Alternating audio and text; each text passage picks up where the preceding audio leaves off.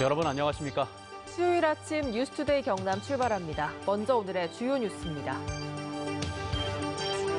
후반기 경남도의회 갈등이 계속되고 있습니다. 이번 임시회선 의장단 불신임 동참에 이어 사퇴 촉구 결의안까지 추진하겠다는 신상 발언이 이어졌습니다. 지리산 개발을 둘러싼 논란이 끊이질 않는 가운데 정부와 행정이 주민 대립과 갈등을 부추긴다는 우려가 나오고 있습니다. 제 식구 감싸기 식의 처벌로 학교 성범죄가 반복되고 있습니다. 근본적으로 문제를 해결하기 위해선 어떤 대책이 필요할지 취재했습니다. 울산 시내 주요 도로 88곳의 최고 속도가 10에서 30km가 줄어듭니다. 교통사고로 인한 사망자와 중상자를 줄이겠다는 겁니다. 경남도의회 후반기 의장단 선거 파행과 상임위원회 배정 불만에 대해서 김하용 의장이 유감을 표명했습니다. 하지만 의장단 불신임 동참에 이어서 사퇴 촉구 결의안까지 추진하겠다는 신상 발언이 이어지는 등 후반기 도의회 갈등이 계속되고 있습니다. 정영민 기자가 보도합니다. 후반기 임시회 제1차 본회의가 열린 경상남도 의회장. 의원들의 비판이 이어질 것을 의식한 듯 김하용 의장은 인사말을 통해 유감을 표명하며 갈등 봉합에 나섰습니다. 의장단 선거와 상임위원회 위원 선임 과정에서 있었던 일련들의 일에 대해 매우 유감스럽게.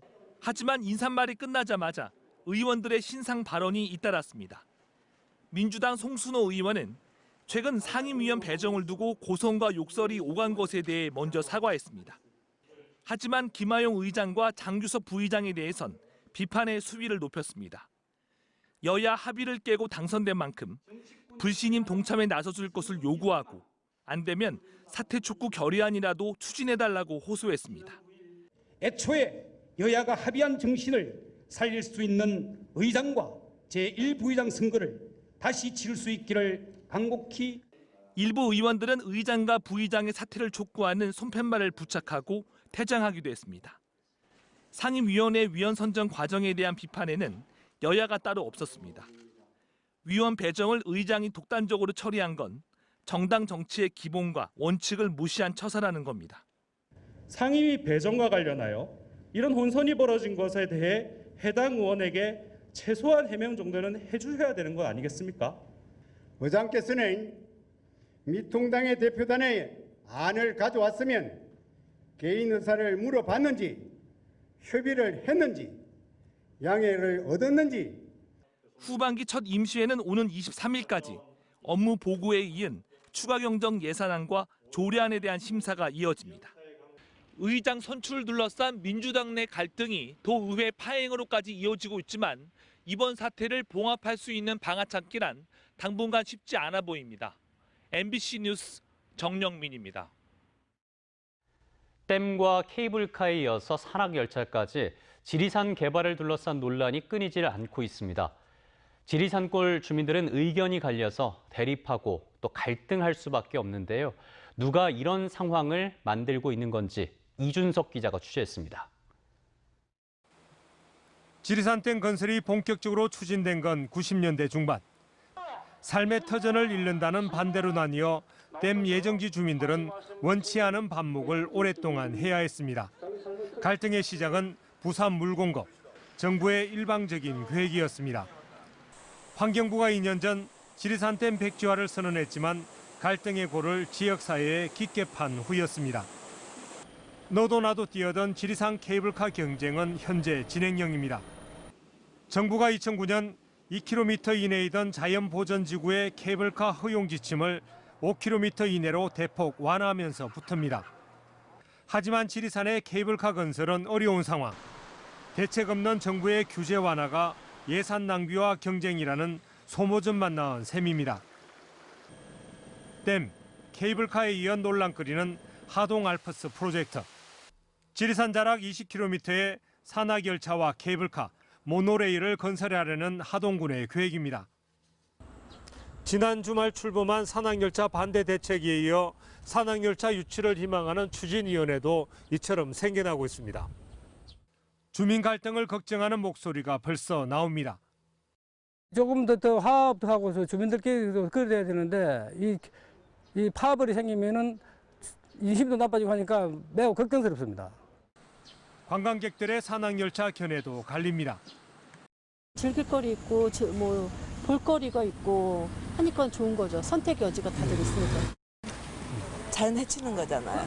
그냥 저희는 산악 등산하고 걸어다니는 게 좋지. 기획재정부는 사회적 타협 방식인 한 걸음 모델 논의로 하동 알프스 프로젝트의 상생안을 마련하겠다고 했지만 주민들마저 언론을 통해 들어야 했던 일방적인 정책이었습니다. 정부와 행정이 지리산 자락의 공존과 화해 대신 대립과 갈등을 키우고 있는 건 아닌지 되짚어볼 문제입니다. MBC 뉴스 이준석입니다.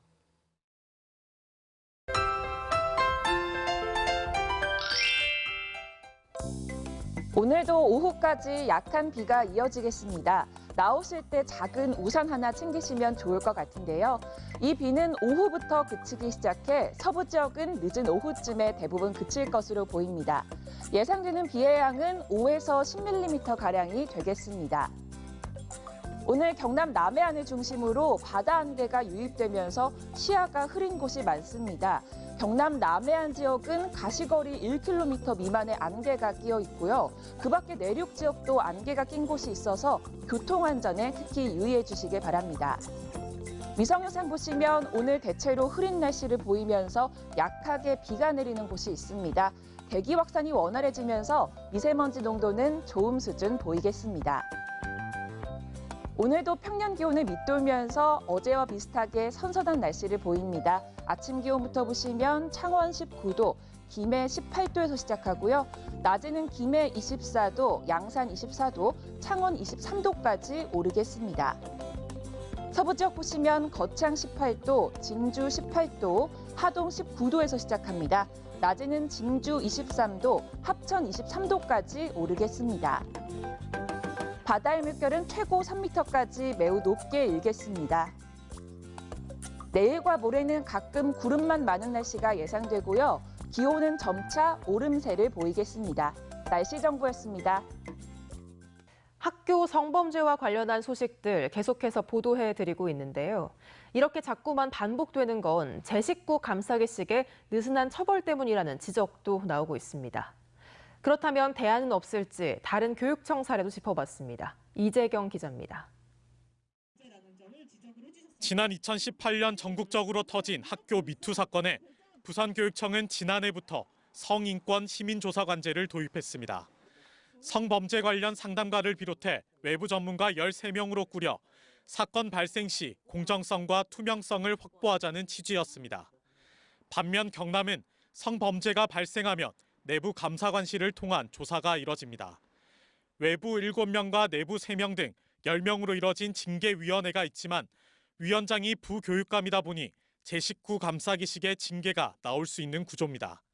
내부 인력들로만 이제까지 성 문제를 다루었다면 실질적인 조사와 참여로 투명성과 공정함이 더 한층 더 증대되었다고 생각합니다.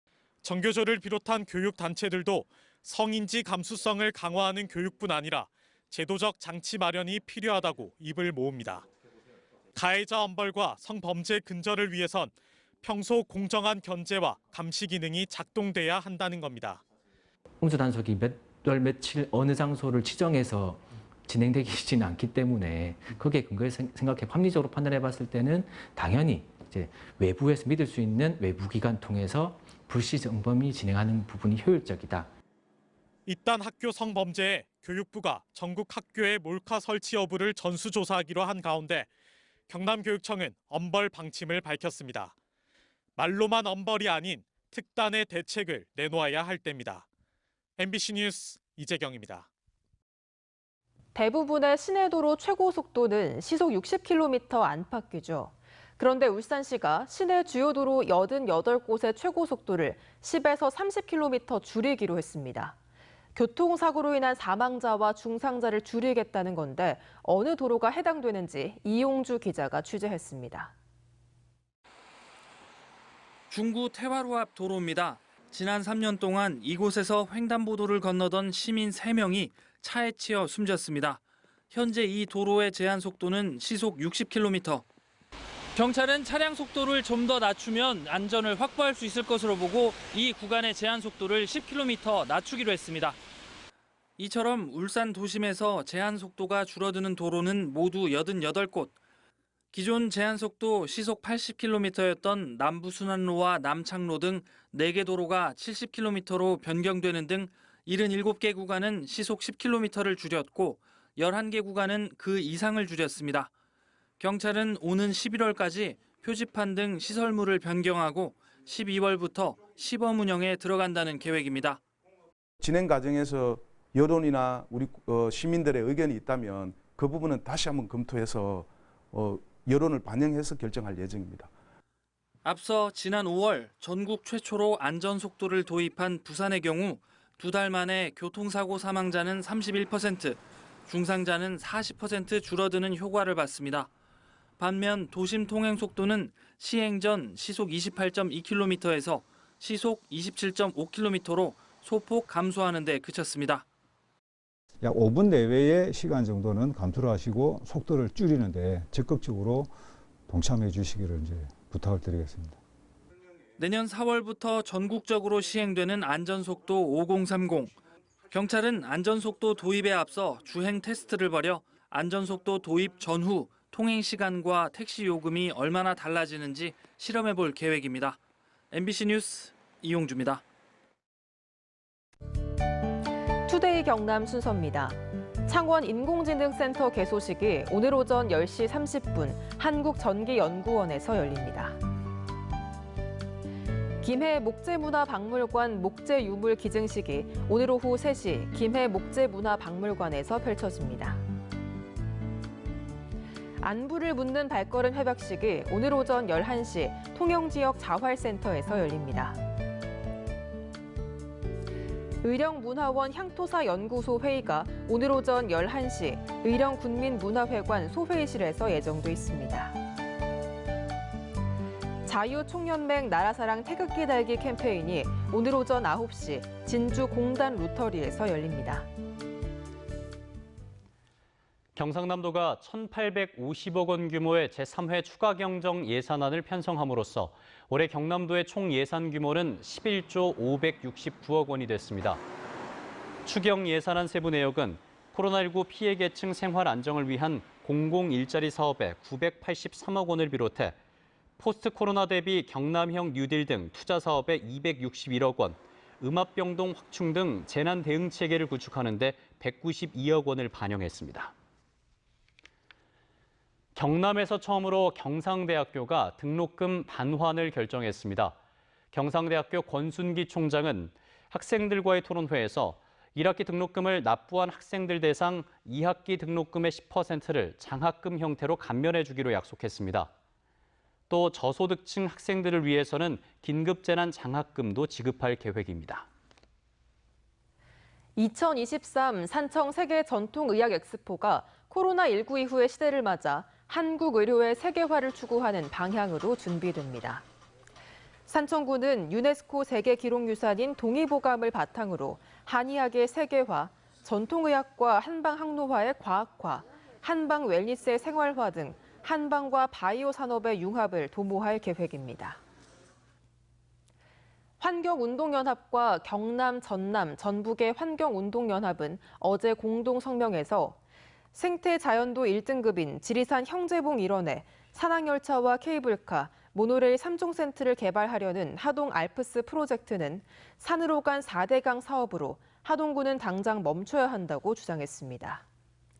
또 기획재정부는 한걸음 모델이라는 협의기구를 만들어 지리산의 운명을 쥐락펴락하고 있다며 산악 개발을 위해 눈 감고 아웅하는 한걸음 모델을 해체하라고 요구했습니다.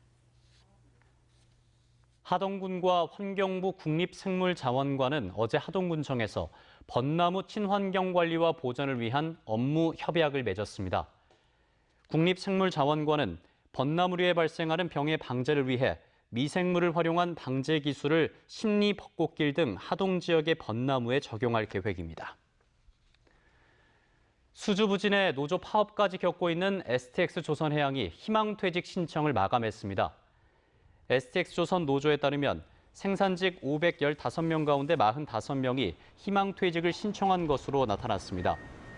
이에 대해 회사 측은 자구 노력에도 수주부진, 손익 악화로 희망퇴직을 받아야 하는 상황이라며 노조와 논의해 향후 대책을 세울 계획이라고 밝혔습니다.